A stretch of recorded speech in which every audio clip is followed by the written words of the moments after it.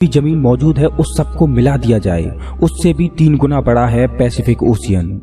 अगर यहाँ पर इस ओशियन में कोई खोता है तो इस बात के बहुत कम चांस हैं कि उसको ढूंढा जा सके। सैल्वाडोर एल्वरंगा मैक्सिको का रहने वाला एक मछुआरा था। वो पैसिफिक ओशियन से मछली पकड़कर अपने परिवार का गुजारा कर रहा था।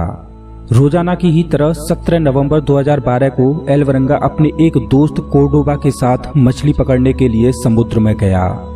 जिस बोट में वो मछली पकड़ने जा रहे थे वो केवल 7 मीटर लंबी थी। उसके ऊपर कोई भी छत नहीं थी और ना ही उसमें कोई कमरा था। उस बोट में एक छोटा सा आइस बॉक्स था जिसमें उनको मछली पकड़कर रखनी थी और बोट को चलाने के लिए एक छोटी सी मोटर लगी हुई थी। वो दोनों मछुआरे पहले से ही जानते थे कि समुद्र में तूफान आने वाला है, लेकिन मछली पकड़कर ज्यादा रुपए कमाने के लालच में वो फिर भी समुद्र में उतरे। उन्होंने रिस्क लिया और वो किनारे से 120 किलोमीटर दूर पैसिफिक ओशियन की ओर बढ़े। रात के 1 बजे वो दोनों तूफान की चपेट में आ गए। तूफान की वजह से उन्होंने मछली पकड़ने के लिए जो जाल बिछाए थे वो काट दिए और समुद्र में ही छोड़ दिए और वो बोट को किनारे की तरफ दौड़ाने लगे। 6 घंटों तक उन्होंने लगातार बोट को किनारे की ओर भगाया और वो किनारे से महज 24 किलोमीटर दूर थे और उन्हें जमीन पर मौजूद पहाड़ों के शिखर दिखाई दे रहे थे। लेकिन तभी बोट को चलाने वाली मोटर खराब हो गई। लेकिन बोट में लगा रेडियो अब भी काम कर रहा था और उन्होंने रेडियो की सहायता से अपनी लोकेशन अपने बॉस को बताई। उसके बॉस ने कहा कि वो उनको लेने आ रहा है, लेकिन उनके रेडियो की भी बैटरी डाउन हो गई और उनका रेडियो भी ऑफ हो गया। सोचो कि उस समय वो लोग कितने फ्रस्ट्रेट हुए होंगे कि वो बोट को कहीं ले जा भी नहीं सकते और उनका बाहरी दुनिया से भी संपर्क टूट गया। जमीन नजदीक ही थी और उन्हें क्षितिज में खड़े पहाड़ नजर आ रहे थे, लेकिन विपरीत दिशा में चल रही हवा उनकी बोट को किनारे से दूर बहाने लगी और क्षितिज में दिखाई दे रहे पहाड़ धीरे धीरे गायब होने लगे और उनकी बोट गहरे समुद्र की ओर बढ़ने लगी।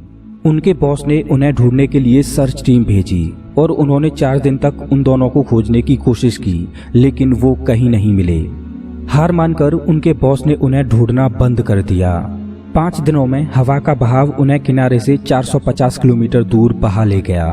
उन दोनों के सामने चारों दिशाओं में केवल नीला समंदर था और इतने बड़े समंदर में उनकी बोट बहुत छोटी थी जिसको आसमान से ढूंढ पाना संभव नहीं था। उनके पास ना तो कोई फ्लेयर गन थी और ना ही कोई ऐसी डिवाइस थी जिससे सिग्नल भेजकर वो मदद मांग सकें। ऐसी सिचुएशन में उनका भोजन था मछलियां, कछुए और समुद्री पक्षी। उन्हें समुद्र में बहती हुई प्लास्टिक की बोतल्स मिली जिनको उन्होंने इकट्ठा किया और जब भी बारिश होती तो वो उन बोतलों में बारिश के पानी को स्टोर कर लेते। लेकिन जब बारिश नहीं होती तब उन्हें ज्यादातर कछुओं का ब्लड पीकर या खुद का यूरिन पीकर प्यास बुझानी पड़ती।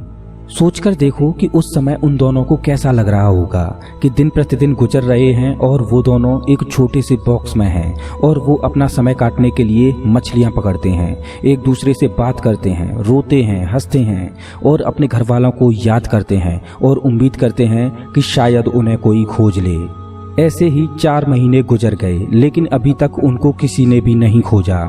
4 महीनों बाद एल्वरंगा के दोस्त कोर्डोबा ने जीने की आस छोड़ दी और इस वजह से उसने खाना पीना भी बंद कर दिया और परिणाम स्वरूप उसका शरीर कमजोर होता गया। कोर्डोबा इतना कमजोर हो गया कि उसकी जीवन लीला ही समाप्त हो गई। ये सोचकर रोए खड़े हो जाते हैं कि उस समय क्या बीती होगी एल्वरंगा पर। उसका इकलौता साथी भी उसका साथ छोड़कर जा चुका था। अब विशाल पैसिफिक ओशियन में एल्वरंगा अकेला था। अपने दोस्त की मौत के 4 दिन बाद एल्वरंगा ने भी जीने की आस खो दी और उसने सुसाइड करने की सोची, लेकिन एल्वरंगा का फेथ उसको ऐसा करने की इजाजत नहीं दे रहा था। लेकिन फिर एल्वरंगा ने जिंदगी से लड़ने की कोशिश की और किसी न किसी तरीके से अपने आप को जिंदा रखने के लिए सरवाइव करता रहा। अभी आप जो मैप देख रहे हो इसमें एल्वरंगा मिडिल ओशियन में कुछ यहाँ पर था। इस एरिया में शिप कभी कभार आया करते हैं। लगभग 8 महीनों बाद एक कार्गो शिप वहां से गुजरी। एल्वरंगा ने खड़े होकर इशारे भी किए, लेकिन शिप सीधी निकल गई और किसी का भी ध्यान एल्वरंगा की ओर नहीं गया। सोचकर देखिए कि एल्वरंगा के लिए वो क्षण कैसा रहा होगा कि महीनों से वो जिस घड़ी का इंतजार कर रहा था वो घड़ी आई भी और किसी ने उसकी तरफ ध्यान भी नहीं दिया और वो फिर से समुद्र में अकेला रह गया।